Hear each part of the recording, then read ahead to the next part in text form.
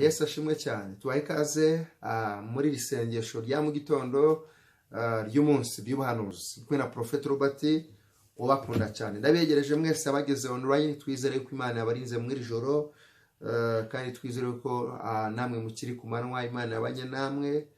Mwese Imana ibaho umugisha. Tubahe ikaze muri uyu mwanya udasanzwe wo kumva ijambo ry'Imana, kandi abizi neza ko rigiye guhindura ubuzima bwawe. Wahageze ndagusaba ngo ugerageze usharing. Ushobora kurarika inshuti zawe, ushobora kurarika abavandimwe, ushobora gusharinga amaguru kubayemo bakumva ijambo ry'Imana. Ni byiza yuko twese tuganira ku ijambo ry'Imana, twabonye rihindura byinshi ku buzima bwacu. Rero mwese mwahageze, Imana ibaho umugisha kuri igitondo cyo kuri uyu wa mbere. Reka dusenge hanyuma twumva ijambo ry'Imana. Mana Isaka, Mana Yakobo, Imana yo kwizerwa, Imana idahemuka, turagushima kuri Imana yacu. Wakoze ko turinda muri joro, kandi turanagusanga mwami wongera ubane natwe no kuri umunsi wo kuwa mbere. Imbaraga z'Imana zitugote, gahunda zacu mwami zose turazikuragije ngo utubere Imana kandi wigaragaze muri byose. Urakoze Imana, rero dusengera ijambo tubere ijambo ry'umugisha. Uwari wese uruvuze kuryumva rimuhindura ubuzima bwe, kandi Imana iri hano rimukwana rimugeza, kandi anyigiye kurivuga n'abari ngiye agaragara ubwiza bwawe. Urakoze Imana ko twumvishije, izina ryawe rishimwe hejuru muri byose, namwe izina rya Yesu Kristo w'i Nazareti, amen. Reka dusome ijambo ry'Imana. Turasoma igitabo cya Ngoma za kabiri, turasoma ibice 20, hanyuma dusome n'umurongo wa 15. Turasoma igitabo cya Ngoma za kabiri ibice 20 n'umurongo wa 15. Haravuze ngo, aravuga ati, nimwumve yemwe Bayuda mwese, namwe baturage b'i Yerusalemu, nawe mwami Yehoshafate, uko niko Uwiteka avuga, mwitinya kandi mwe gukurwa umutima n'izo ngabo nyinshi, kuko urugamba atari urwanyu ahubwo ari urw'Imana. Ndagira ngo dusengeye muri ijambo ry'Uwiteka, twumve icyo Uwiteka agiye kuvugana natwe. Yari umwami Yehoshafate, ubwo yarahuye n'ibigeragezo, cyangwa se ubwo yarahuye n'urugamba, ingabo zari zije kumutera, arizo ingabo z'Abamoni n'Abamowabu, bari bishize hamwe avuga ati, mureke tujye kurwanya uyu mwami Yehoshafate. Biravuze ngo Yehoshafati amaze kumva yuko hari abagabo cyangwa se hari ingabo zatangiye kugira ngo zize zimurwanye, nta kindi Yehoshafati yakoze, yabanje afatwa n'ubwoba, atangira kubura icyo akora. Ariko kubw'amahirwe yibuka yuko ingoma ariho, ari Imana imushizeho. Yibuka ko hejuru y'imbaraga ze zose hari imbaraga z'Imana. Iyo usomye uhere mu gice ku murongo wa mbere ukamanura ukagera ku murongo wa 3, Yehoshafati yaratinye cyane ngo, ariko arangije ategeka abisere bose kwigiriza ubusa. Aravuga ati, mwese mufate umwanya musenge, mwiyiriza ubusa. Acira igitegeko ati, mwese abatuye Yudaya, abatuye Yerusalemu, aravuga ati, mwese mu midugudu itandukanye nimufate amasengesho musenge Imana. Ati, kuko tugiye guterwa n'abagabo bakomeye, n'abagabo badasanzwe. Imana ndagira ngo gutangira uyu munsi wa none, hari ibyaguteye, hari abaguhagurukiye, ariko nta rindi banga rishobora gutuma utsinda abanzi, nta rindi banga rishobora gutuma wirukana imbaraga zose zaguhagurukiye. Ni ibanga ryitwa gusenga. Nta sindi imbaraga uzakoresha kugira ngo utsinde abanzi bawe, ni intwaro yitwa gusenga. Nta bundi bushobozi uzakoresha kugira ngo utsinde ibyo bigeragezo bikugoze uretse gusenga. Mu gusenga ibidashoboka birashoboka, mu gusenga ibidakunda birakunda, mu gusenga kujya kuburizamo ibitero byose bya Satani ku buzima bw'abana b'Imana. Ndakwifuza gukunda gusenga mu izina rya Yesu Kristo. Yehoshafati ngo arangije afata umwanya wo gusenga, ngo asenze. Ndagira ngo uyu munsi wa none dusengere mu isengesho rivuga ngo, urugamba ntabwo rukiri urwawe. Witinya, urugamba ntabwo rukiri urwawe. Wa mugabo we, wa mugore we, wa mukobwa, wa musore we, no, witinya, urugamba ntabwo rukiri urwawe. Witinya ibihagurukire bikurwanya, no, hari Imana yamaze gutanga ingabo nyinshi kugira ngo zikurwanire. We nubwo utarimo kuzireba, lamore segobe, nujya mu mwuka uraza kubona abamarika bakugose, uraza kubona ingabo zamaze kumanuka kugira ngo zikurinde kuba mu mitego ya Satani, kugira ngo zikurinde iyo migambi yose y'ibitero by'uruhagurukiye ku buzima bwawe, mu izina rya Yesu Kristo. Biraza ngo Yehoshafati batangiye gusenga, bafata ibihe byo gusenga. Biravuze ngo nuko umuhanuzi w'Imana, Imana ishimwe cyane, Yahazayeli uyu mwene Zakariya, ngo yari mu iteraniro, ngo arangije umwuka w'Imana umuzaho, ngo umusheho, ngo arangije ngo arahanura, arababwira ngo, nimwumve yemwe Bayuda, yemwe baturage b'i Yerusalemu, nawe mwami Yehoshafati, mwumve uko Uwiteka avuga.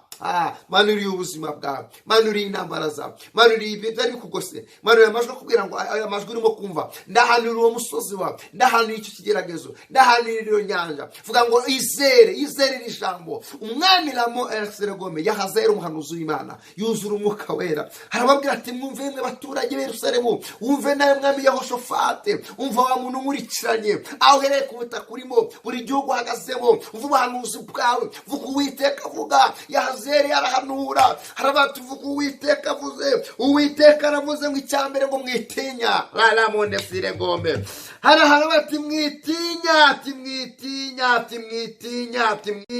mwitinya kamwe gukurwa umutima n'izo ngabo zabahagurukiye. Uwiteka arababwira ngo hejuru y'izo ngabo hari izindi ngabo z'Uwiteka, hejuru y'ibyo bitero hari ubundi butabazi. Hagati mwitinya, mwagize ubwoba bw'iki? Imana iri hejuru y'izo mbaraga zose. Arababwira ati Uwiteka navuze ngo mukomere kandi mushikame, hati urugamba ntabwo rukiri urwanyu, hati ahubwo urugamba ni urw'Uwiteka, hati ntabwo mukibashije kwirwanira, hati Uwiteka aje kubarwanira. Yahazahera arahanura, arababwira ati mwitinya, tati kandi mwe gukurwa umutima n'izo ngabo, ati kuko urugamba rutakiri urwanyu, ahubwo ari urw'Uwiteka Imana. Reba mutangarize ngo uyu mwanya wakira ubuhanuzi bwawe, ntabwo urugamba rukiri urwawe, urugamba ni urw'Uwiteka. Ntabwo izo ntambara ukizirwanye, Uwiteka arakurwaniriye, ntabwo uwo musozi ukiwutereye, hari Uwiteka urituye. Laposiye nebarfarada, icyo nyiragezo ntabwo kiguhitanye, hari Uwiteka amaze kukinaniza. Ayo magare arimo araza ashaka gusatira, iyo myamba ayo mahembe ibyo bitega, ayo maroso arimo arashaka gusatira, ntacyo bikigutwaye. Urugamba ntabwo rukiri urwawe. Vuga ngo shimwa Yesu kuko urugamba rutakiri urwawe. Wabonaga bikwasamiye, wabonaga bigiye kugufata, wabonaga bikomeye. Hari igihe ushobora no kumvisha ko uyu mukozi w'Imana yabazi uko bingana, uko byabingana kose, ntabwo urugamba rukiri urwawe, ni urw'Uwiteka Imana.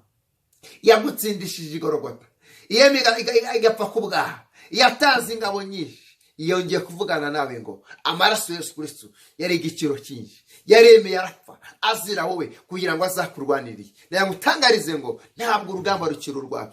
Niwongere gutinya, niwongere kwiheba, niwongere kwiyanga, niwongere kwicwa n'agahinda, niwongere kwicwa n'amarira. Uwiteka avuganye ngo Lapo Erseregome, wa muntu nkurikiranye, witinya kawe gukurwa umutima n'izo ngabo, n'ayo magambo, n'ibyo birozi, n'ubwo bushumeri, n'ubwo bukene, n'iyo ndwara, n'ayo madeni, ibyari byo byose. No, Uwiteka avuga ngo tuze umutima. Urugamba ntabwo rukiri urwawe, ahubwo urugamba ni urw'Uwiteka mu izina rya Yesu Kristo. Wakira ubuhanuzi bw'Imana ngo akimara guhanura yarababwiye ngo kandi ngo urugamba si urwanyu, ngo ejo muzamuruke mubatere, muzabasanga mu gishanga mu kiba cya Sesi, ati ntabwo muzagomera kurwana. Uzi ukuntu byaje kugenda ngo ingabo za Isirayeli zaramanutse n'umwami Yehoshafati, ngo bagiye kugera mu rugabano mu kibaya, ngo basanga ingabo zose n'abamori ngo zamaze gupfa kare, ntibagombere kurwana. Iyi Imana yavuze, irindi jambo yavuze ku ipaka risohoye. Ndagutangarize ngo niwizere ubuhanuzi, Lapo Erseregome bugiye kuremera amashimwe. Niwizere ubuhanuzi ugiye gushaka imisozi yibure, niwizere ubuhanuzi icyo wabuze urakibona, niwizere